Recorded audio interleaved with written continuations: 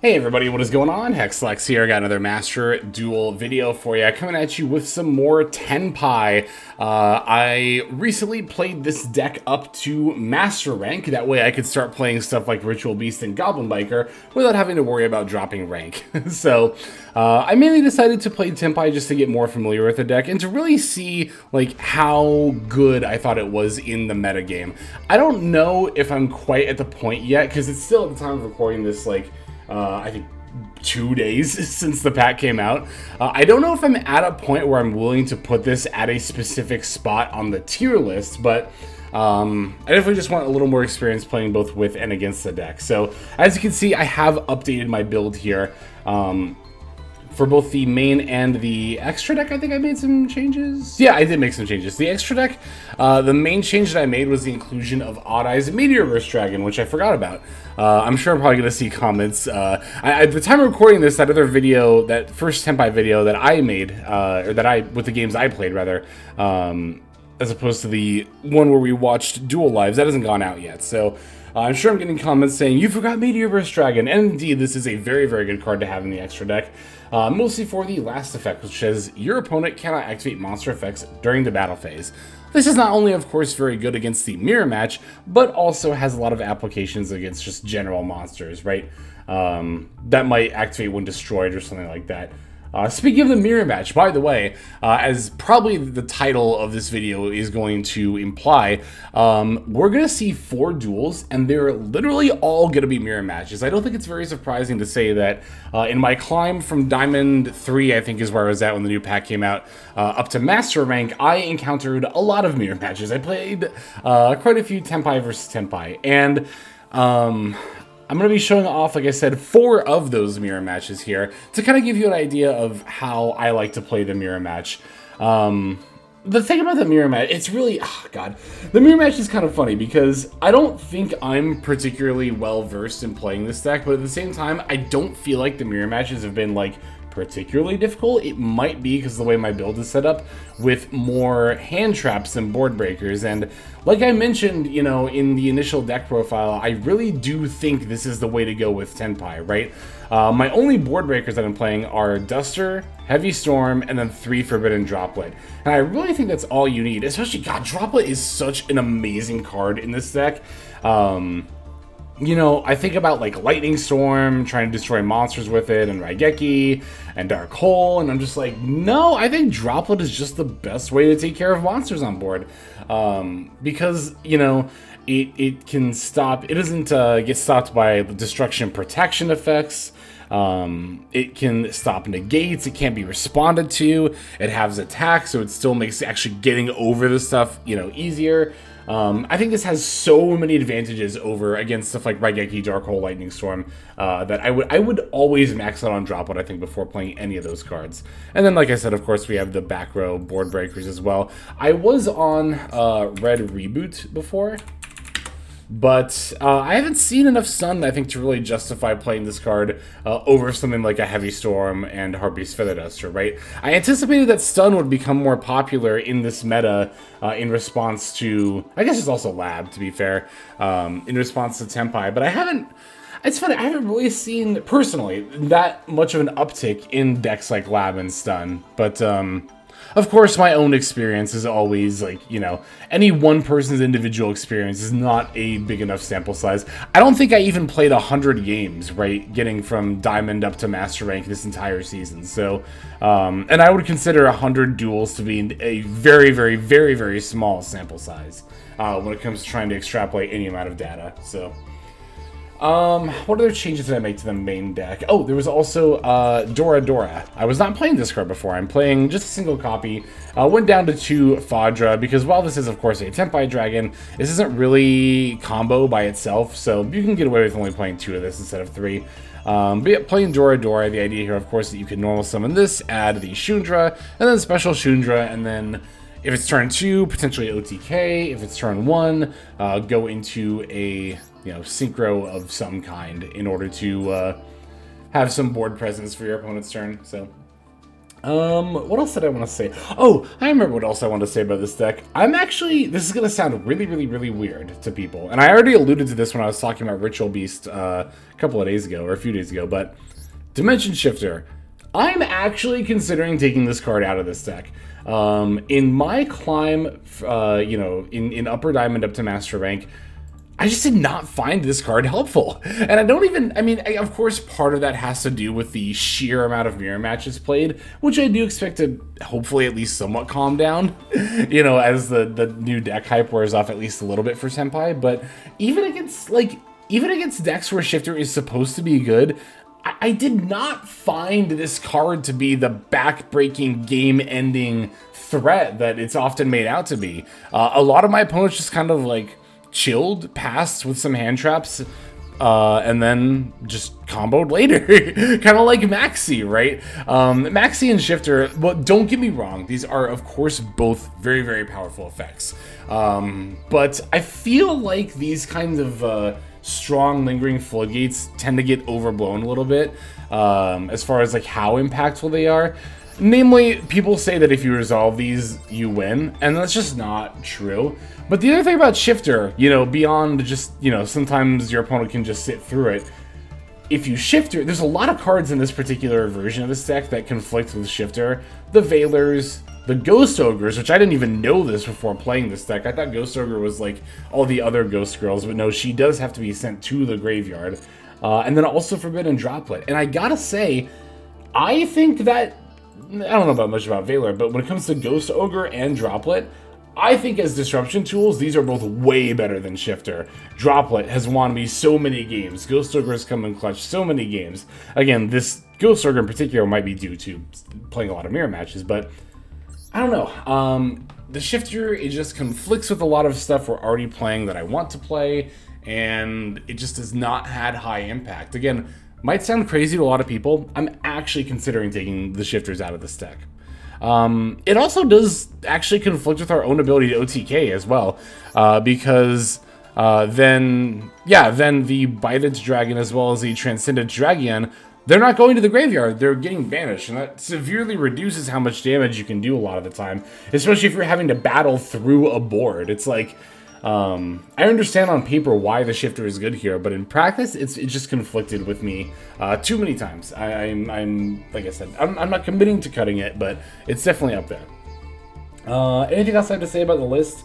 Not really. It's Tenpai. You've all seen it a lot by this point, and we did the deck card-by-card breakdown in our last video for it, so I think I'm just going to go ahead and jump on over to these mirror matches.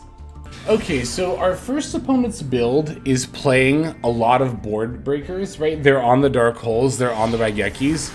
They're also playing a card specifically, I think this is a tech for the mirror match that we're going to see here in a moment. So I won the coin flip, so I picked going second here, forcing my opponent to go first. They're going to activate Heat Wave and then pass. So I remember when Tenpai first came out, this card was pretty hyped up, as in like, it doesn't even matter if you make Tenpai go first, because then they can just play Heat Wave and then activate it, and then you can't do anything. And that actually is exactly what happened here. However, I don't think this is very good. This was, I think, if I recall correctly, pretty quickly seen as non-optimal in the TCG/OCG, and I think the same will definitely be true here of Master Duel. This is like a sideboard card. I could see maybe playing this in like a Tenpai mirror match in like the side deck, but yeah, you're not going to be running into enough mirrors for this to be good. You are going to run into a lot of mirror matches, but this deck is not as popular. Here's the example I always use, right? This deck is not as popular as Tearlament was, when it first came out. And when Tearlament was, at its peak, people were playing non-fusion area to try to counter it, and that was still the wrong decision. You should never play sideboard cards in your main deck, and Heat Wave is among those. So while, yes, I was not able to summon and then OTK, on my turn, I'm totally fine to chill here. I have Imperm, I have Droplet, I have Veiler, I have Ghost Ogre, I have Magnum Hut. I have so many resources here to keep myself from dying. Speaking of which, I am going to Veiler my opponent's Hydra as soon as it is normal summoned here. Going to go ahead and just negate that. They do get the triple tactics talent here, but they actually draw two instead of hand ripping, which I was very relieved about. I thought they were going to try to hand rip me, so They're going to go to battle here. I'll special summon the Magnum HUD just to stop myself from taking damage. In the mirror match, the chip damage does actually matter, so I think it's worth it here. Well, I mean, I also didn't know they had Maxi. They changed it in response, so... Looks like they do have a Sangen Kaiben, which is also kind of predictable. I usually just expect they're going to have that in the battle phase. Going to use Shundra's effect. I'm actually going to chain the Ghost Ogre here. They can try to chain Hydra if they want, but it's negated, so it doesn't matter. And by Ghost Ogering the Shundra here, now they're not able to Synchro Summon.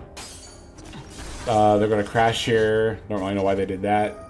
They're going to keep my Magnum HUD. This is completely fine. I don't care about this body anymore at all. I just care about getting the Shundra search during the end phase. Yep. I didn't even have to use my Imperm or Droplet, and then now they're just going to concede. So, I think that is like... I wanted to start with this game because I feel like this is like the hallmark game for why I feel like I haven't been struggling too much with the mirror matches here. I think it's because of the way we built our deck. Again, not just for facing mirror matches, but for best of one ranked ladder in general. I really think it's much better to just play hand traps as opposed to board breakers. And again, these super matchup specific cards like Heat Wave, because again, I think I see the idea here is like, oh, if I play a mirror, or if my opponent makes me go first, that I can just Heat Wave them, and then I win. And it's like, well, not only is that a very, very, very specific subset of situations to happen, like, you might say, oh, well, the mirror match isn't that unlikely. You played against so many of them, you said yourself. But it's like, yeah, how many mirror matches are you going to play where they win the coin flip, make you go second, and you open Heat Wave? And then, as we saw here, even when that happens, it's not an auto win. So I just don't think that kind of attack is worth it, personally. But we have some more mirrors to check out. Let's go ahead and see the next one. Alright, this opponent's build is pretty standard. They're on a couple of Lightning Storms and only one Ghost Ogre. Again, as I just got done saying at the end of the last game, I think they should be taking out the Lightning Storms for the Ghost Ogres personally, but... Alright, so they won the coin flip and decided to go second, so they're going to make us go first here. We don't really have any plays. I'm just going to have to set the impermanent pass here.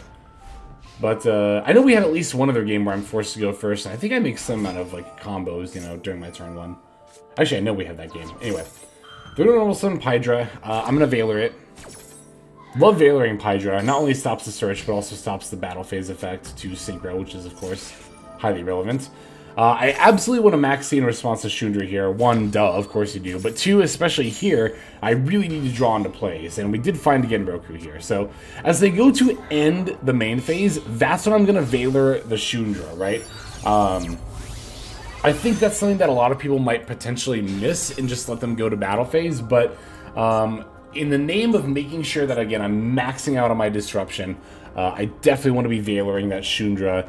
It forces them to Synchro now. They're going to go for the Bident Dragon and activate the effect here, which I get to use Ghost Ogre on. This, of course, does not negate the Bident Dragon, but it does remove the body from the board, which is, of course, extremely good for me. It just means that much less damage being taken, right?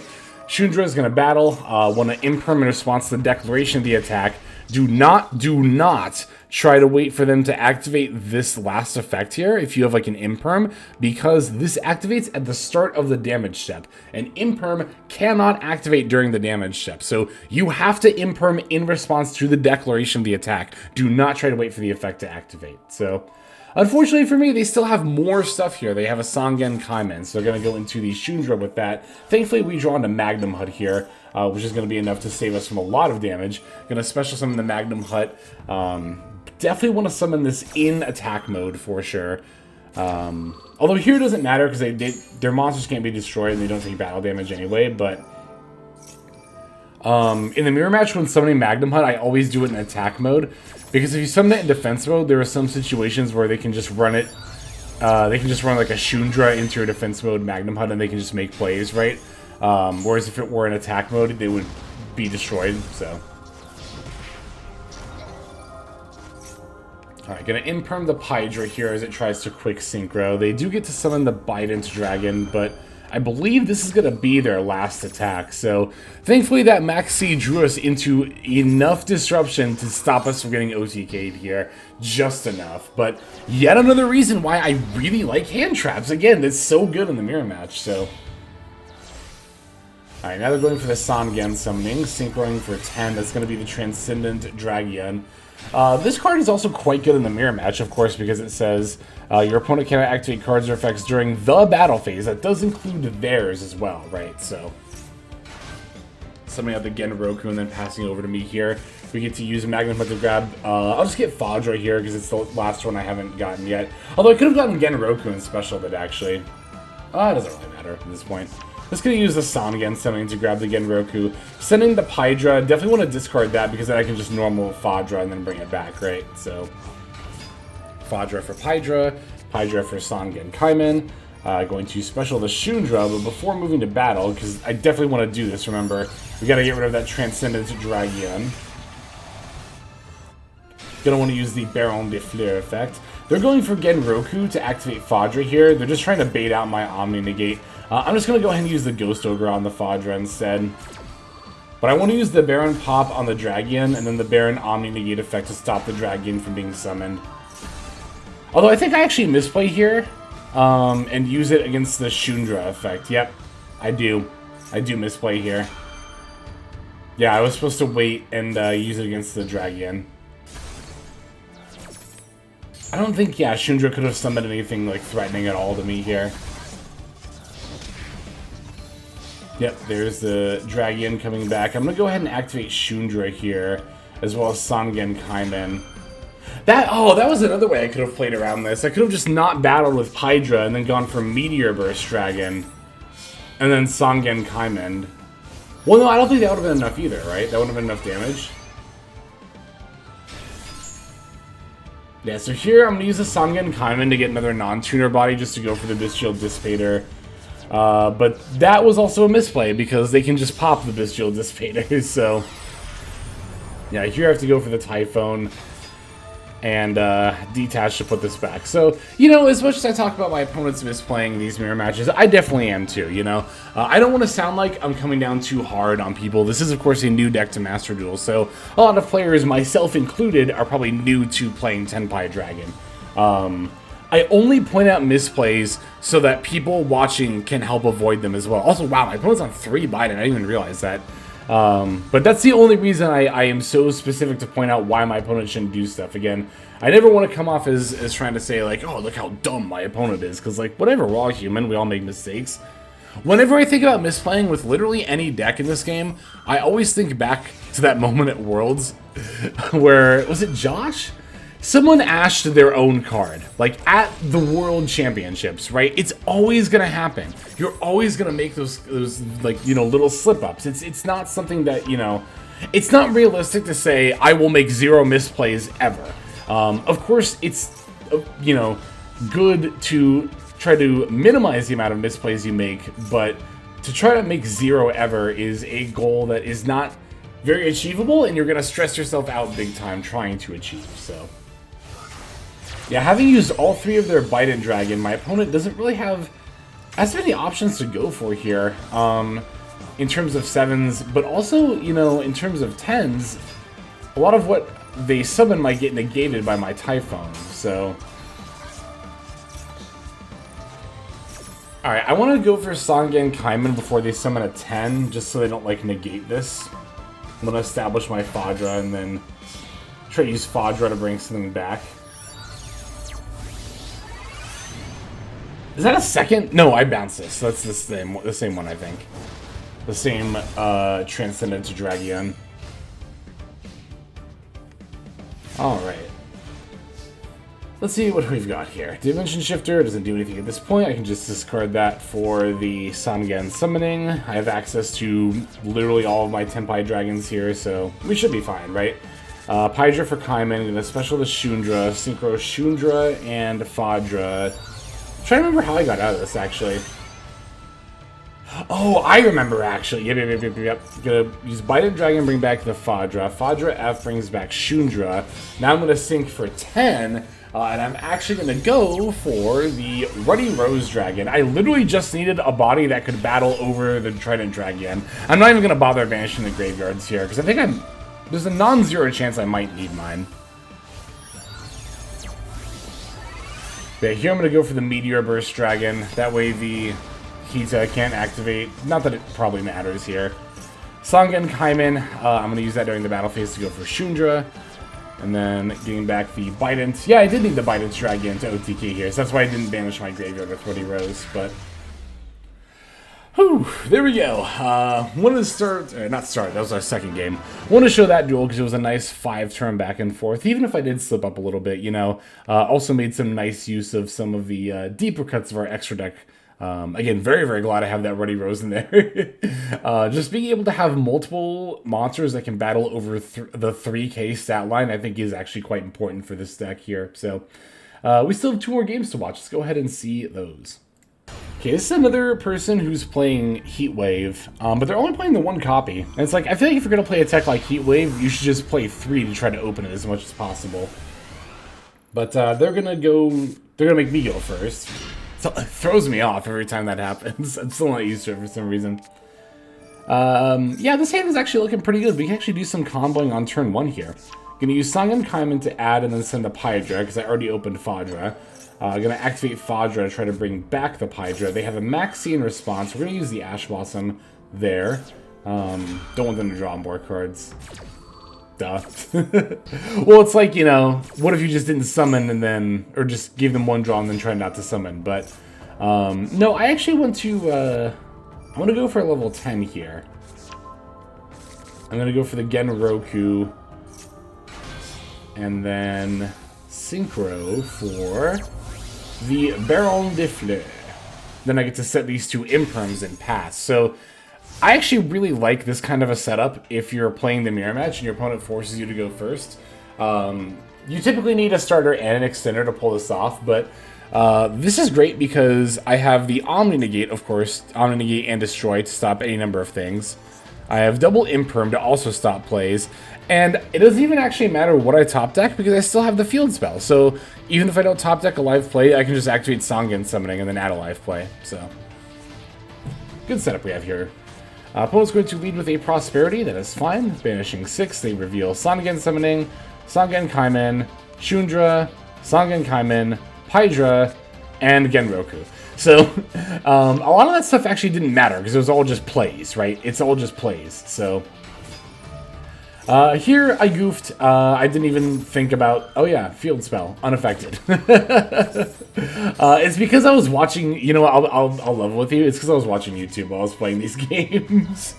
Which, if you're gonna do that, which of course is not optimal, you should be focused on the game, but... also, you know... I have a life I want to live, and I have stuff I want to watch, go figure.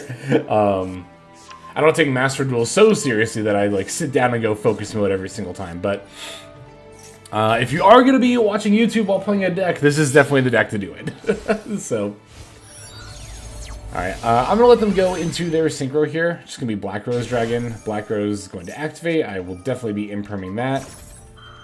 And yeah, with the Baron in attack mode, they can't really just run... I mean, they could just run the Shundra into it to activate the effect, but...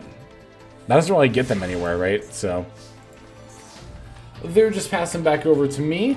I don't even think I've used the Omni Negate, right?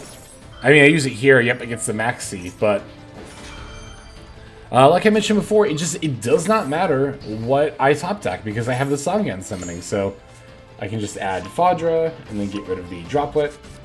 Then normal summon Fadra, Fadra F, bring back the Pydra, Pydra F to add Sangen Kaimen. And we're good to go.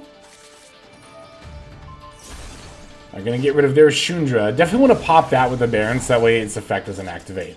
Yeah, and then I just battle over Black Rose, and I have far more than enough to OTK here. So, alright, got one last mirror match we're going to watch before we finish off here. Let's move into that one. Alright, last mirror we got here. Their build was pretty standard. I don't really have any comments on it, I guess. Okay, I'm not trying to diss people's builds out here. Simply to educate. They're going to make us go first. This is a fine going first hand. We have hand traps, we have Dora. So I'm going to lead with normal summon Dora. They're going to use the Ash Blossom against that. Of course, I would have liked to have summoned Shundra here and tried to go for a 7. Probably Odd Eyes Meteor Burst Dragon. But I am actually going to activate the Excavate effect of Dora here. The reason that I did this is in case I did actually mill a Tenpai monster that I could potentially bring back with Fadra on a follow-up turn, because VODS plus Dora is not like an OTK line by itself, because this is not a tuner, and it doesn't get you access to one, right? So, not sad to see the Magnum Hut there. I think the card stays there, right? Like, aren't I going to draw that Magnum Hut next turn? I actually don't remember, but let's Veiler the Pydra.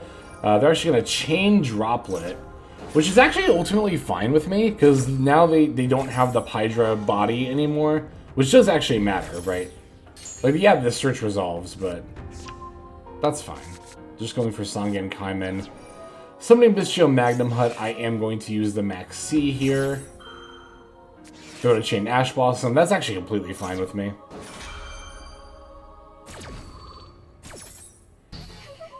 Alright, so there's that. And then Magnum Hut summoned. Effect activates, sure. Battle phase, we're going to go for the Sangen Kaimen. Definitely, of course, saving the Ash Blossom for that, to make sure we don't get OTK'd here. Yeah, they can battle over Dora. That's fine. Doesn't really matter. Alright, passing back over to me. It looks like they're going to add a Genroku during the end phase, which they are also going to special summon, but not increase the level. Okay. Oh, wait, we drew Veiler, so it does shuffle. But does it say shuffle? Oh, it's just placed on the bottom of the deck. Okay. I thought it's at the top for some reason. Okay, so Fajra bringing back the Dora here, but like I said, it's not really an OTK by itself without a tuner. So what I'm going to do here is I'm actually going to link off for Hita. And I'm going to use Hita to grab their Pydra. And this is how I'm going to OTK. I'm going to use their Pydra to grab my Sangen Kaimen. Activate the Sangen Kaimen, grabbing the Shundra. I can then special summon the Shundra, right? Boom. Move to battle phase. We're going to use the Genroku effect, summoning out their Shundra. I'm going to battle Pydra over Shundra. Both of our Shundras are going to activate to summon the monsters from deck. They get Pydra. I'm going to get Fadra. Pydra F is going to add Sangen Kaimen for them.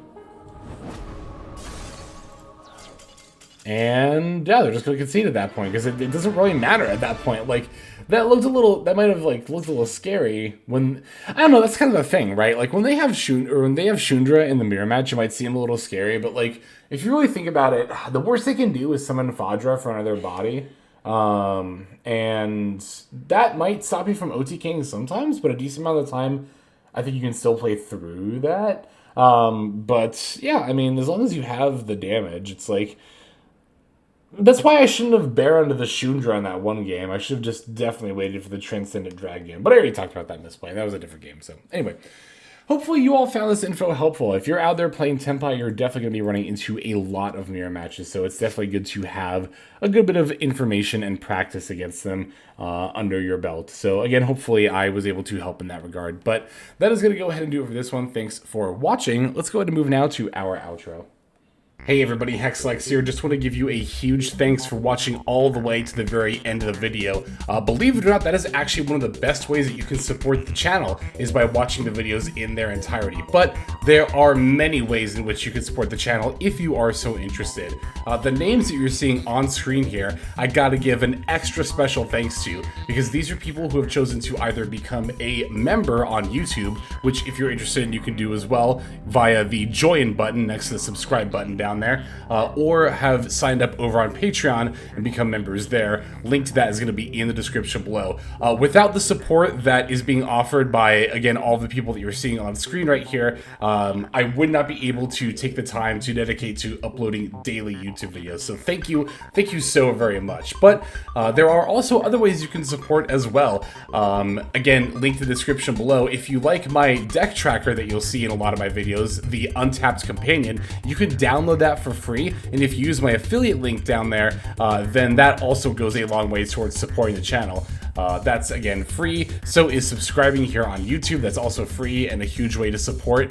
You can also check out Twitch, once again linked in the description below. Following and subscribing over there will not only support as well, but also give you notifications of when I go live if you want to catch some of the live streams. But really, no matter how you choose to support, it all adds up and it all definitely means the world. So thank you, each and every one of you. For now, this is Hexlex. I'm going to be signing out, but more than that, I'm hoping that you have a fantastic day.